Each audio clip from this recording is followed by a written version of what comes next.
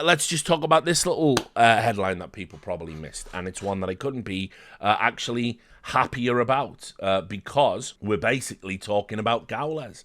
Now, I don't usually talk about Gaules because to do so, it's like that fucking meme from, you know, the what are they called, them balls where they're like different countries and they go, oh, do you want to summon Sweden? And, you know, you just fucking, you say something stupid and they turn up. Or you want to summon Finland? Yeah, fucking saunas aren't healthy and they break through the world. Yeah, they're called country balls, aren't they? But whatever, anyway. Whenever you mention Gaules, Brazilian fans fucking turn up.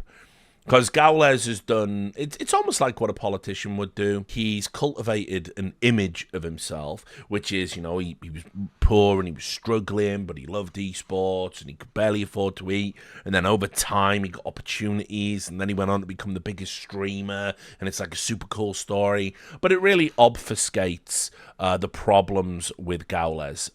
You know, then obviously, when you become a fan of something, your view on reality is distorted. And the fans of Gaules are really destructive to the Brazilian scene, and just the whole Gaules phenomenon has been. It's really set Brazil back for reasons. In fact, no, let's talk about him now. So to understand it, Gaules became not just an alternative stream you could watch. And by the way, he used to do kind of a relaxed, no majors club style thing just for Portuguese speakers. It was very popular. And, you know, he would have pros on. He would do live interviews. He'd watch the games. He was inherently biased, but that was fine because, you know, he's just a fan watching the games, and it grew in popularity. But it got so popular that because everyone in esports is a fucking greedy fuckhead who can only think about numbers and not what's good for the scene, it got so popular that his company Il Tribo, or probably Il Tribo might not even be the company name, there's like a fucking one egg or fucking some other name,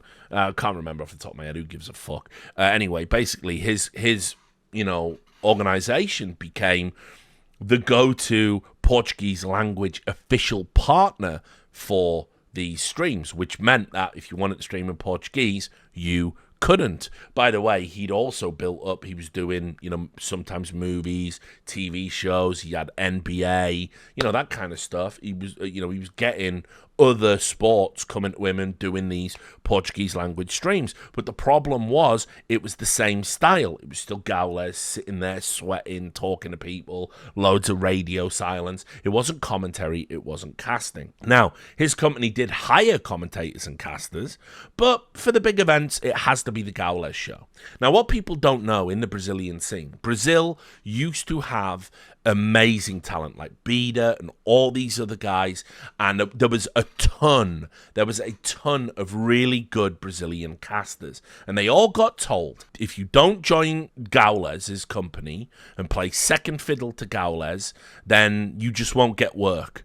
And so all of the Brazilian casters were doing all these shit tier 2, tier 3 broadcasts, begging for work, trying to get, you know, legends. Like, Bida is an actual legend if you go and look up. I've got him blocked on Twitter because, you know, they can't help themselves, can they? But at the end of the day, I can recognize good work and recognize, you know, what people had done. They couldn't work anymore. He had to leave CS and go to Valorant. He had to go to an entirely different game. Think about that. Just because Gaules wouldn't play nice with Gaules, and Gaules wouldn't allow him to eat. And everybody just cares about the numbers. And yeah, now Beda's done with Val by now. Yeah, but that's where he went. And this has happened to a load of casters. It's get fucking shit rates. Casting games Gaules doesn't want to do for Il Tribo or whatever the fuck his company's called, or you don't work because people only want to give Gaules the partner because he's popular. They have now created a generational gap in casting talent in Brazil that's going to resonate for years because there's no casters are coming through. Because why would you do it? There's no work for you. And it's been a real problem. And I'm sympathetic to that problem, because whatever Brazilians want to say about me, il racista, xenophobical, it's bullshit, because I just call it as I see it, and it's got nothing to do with that. You know, at the end of the day, I would rather Brazil had a good fucking scene with good casters instead of this one fucking dominant force who, frankly, has been more destructive to the, you know, to the Brazilian scene as a whole than he's been a net positive. And we saw that. At the major he hosted, right? The major he hosted was an embarrassment. He said a world championship wasn't for the world, it was for Brazil. He leans into the "you will never understand." He should never have been allowed to be an official language streamer ever again. And I've been documenting all the shit he's done. So just a little bit of previous, because I know some of you guys, you probably got short memories. But remember, it was on a Gaules stream that he said Chaos were cheating, with Floppy, Leaf, Zeppa, those guys. They were cheating. They cheated because they beat a team of washed Brazilians. And he did the same thing. Let's ban them by 1 or 2 suspicious clips. And he brought on fucking people to, do interviews with. And they were like, they're taking the food out of babies' mouths. And he, Leaf's life, had he gone to Brazil at that time, was in danger. And so I wrote an article about it. And I called him out. You can see, very clear. Gaules' actions lead to harassment and needs to stop. It was in the summer of 2020. And he did eventually apologize for that and say, gone too far. And I know internally he got told by the other partner, when he was made an official partnered stream, he was told, you can't do shit like that. Don't do shit like that. Keep the drama down to a minimum. And then, of course, ESL just allowed him to ruin a fucking major. Which is like nothing I've ever seen. And I wrote an article about that too in 2022. CS2's most hyped major held hostage by the Gaules show. By the way, this article is an absolute fucking banger. You know how I know it was a banger? I got so fucking spammed by Brazilian fans saying I was racist, I must respect the Gau, how I'm a fucking loser, I should kill myself, they're gonna kill me, here's Van Pater's penis. I got spammed so fucking much. It was logging me out of Twitter. I was getting so many DMs. It was logging me out of Twitter. And I was getting a warning. Suspicious bot activity and stuff like this. And it would kick me out. And I wouldn't be able to log in for hours at a time, which was actually a really fucking good thing. That's how I knew I'd fucking nailed it. Nailed that article. And by the way, I also know Gaules blocked me off the back of this. Which, again, I don't give a shit about. I've got nothing to say to him, and he's certainly got nothing to say to me worth hearing. And, he had a cry about it. Nobody should listen to a journalist or watch them gently, all of that stuff. So, anyway, he is held up. He doesn't do good casting. We saw that at the major when he was asked to cast. He has stopped casters actively developing and getting work in his region.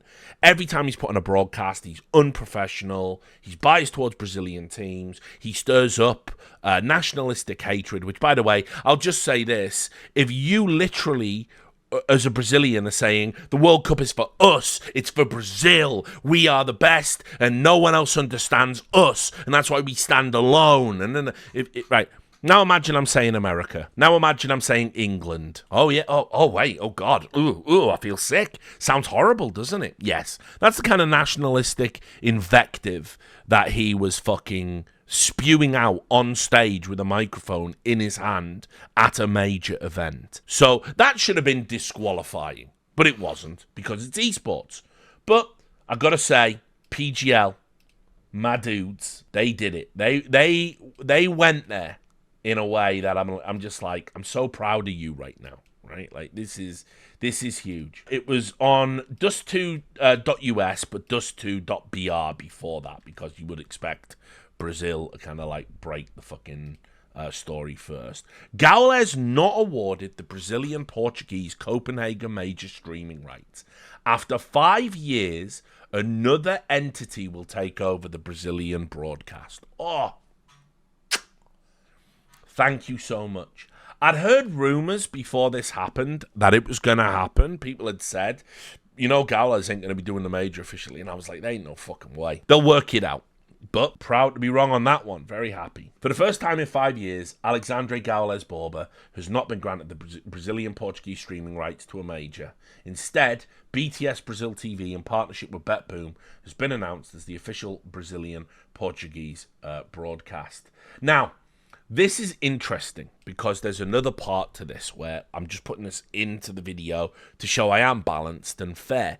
Gaules had a big argument over streaming the BetBoom Dakar tournament, and he wanted to do a no majors club style stream. He watches it, blah blah blah, and talks over it with a timestamp. I don't think he was broadcasting the official stream or anything like that. And there was a huge fight over that because they were telling him he couldn't do that. And he certainly can do that. And so now that it's like partnered up with BetBoom, it does look like, okay, maybe, there is sort of a consortium of people trying to push him out and take away his business. But I'll just say this, considering what he's done and how bad it's been and the chances he's had and the way he just throws them away frivolously, and as we're about to get to, even this, he reacted in a ridiculous, petulant fashion about. I mean, fuck him at this point.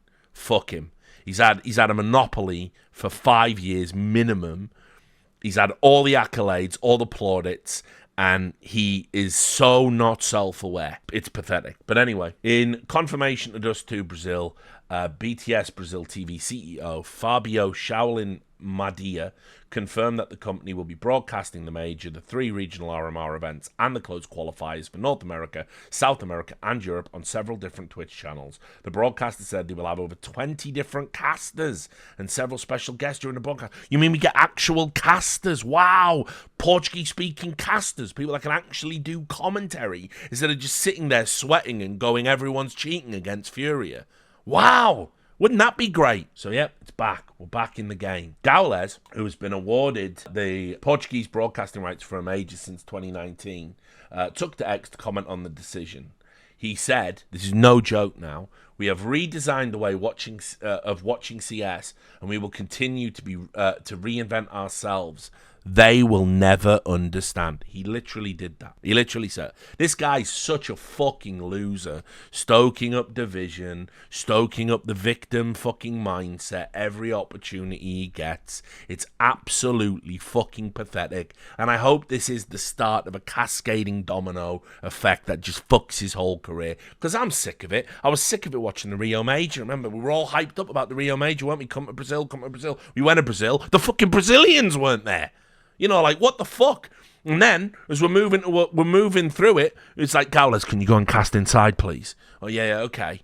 And he's chanting for Furia, when Furia aren't even playing. He's complaining about, them turning off X-rays, the crowd keep cheating. You will never understand. Oh, my God. Who the fuck wants to work with this cunt? What are you doing in esports if this is your go-to guy? And remember, he doesn't even do commentary. You are killing the art of commentary in the Portuguese language every time you give him the monopoly. It goes, while Gaules does not have the official broadcasting rights to the 2024 PGL Copenhagen Major, this does not prevent the caster from broadcasting the event.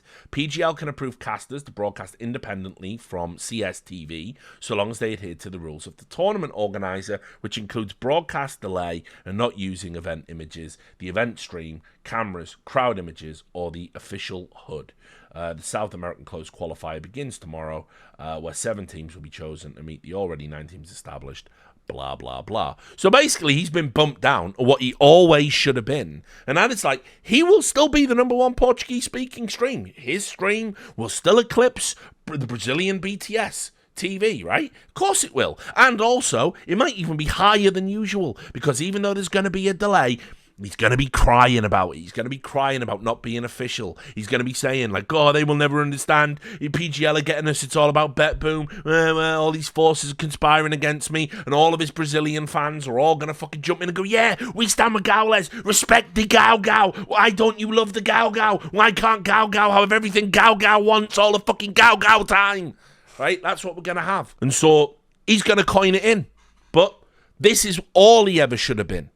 Just a guy watching a fucking GoTV relay on a stream, talking over it. That's all he's good for. That's all he was ever good for. If it hadn't have been so popular, it would never have entered into the mainstream and become this official Portuguese language. It's not fit for purpose for that, guys. It never was. But he had to get one little last swipe in, right? Because he's just like that. Because obviously you can't use the PGL HUD if you are doing a no majors club style stream, a casual style stream, you just ripping it off the CS2.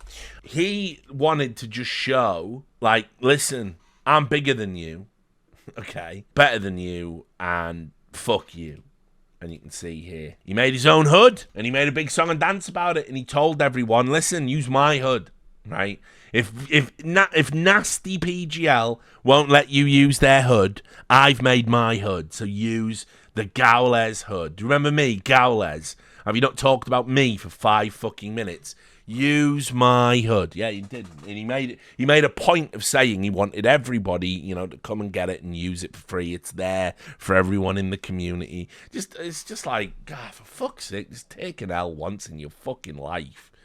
You know what I mean? And yeah, I'll say this. I actually like the hood. I think it's pretty nice. He did just pay some fucking dude to fucking make it and probably paid him a pittance, but, you know, and then slap his name on it, but fair enough. Gaules. It's the the Gaul. So, yeah, I mean, that's, I guess, where we're ending tonight. It's like, you know what? I am seeing little bits of positivity breaking back into Counter-Strike in 2024. This will be the year, by the way, where, you know, I reckon we're going to have a big patch before the major, fixing a few things, and then I think we get content after the major, because that will make sense. Gaules isn't an official thing anymore, and ultimately, I think, you know, we got some interesting teams, interesting scene. We're going to get rid of the partnered leagues in 2025. We're going to start seeing that come down. So, yeah, you know, it's not all bad. I know everyone's crying all the time. I hate to be the fucking... I don't hate to be the fucking dissenting voice. I actually like that. That's who I am, isn't it? But, you know, that's the fucking reality of it.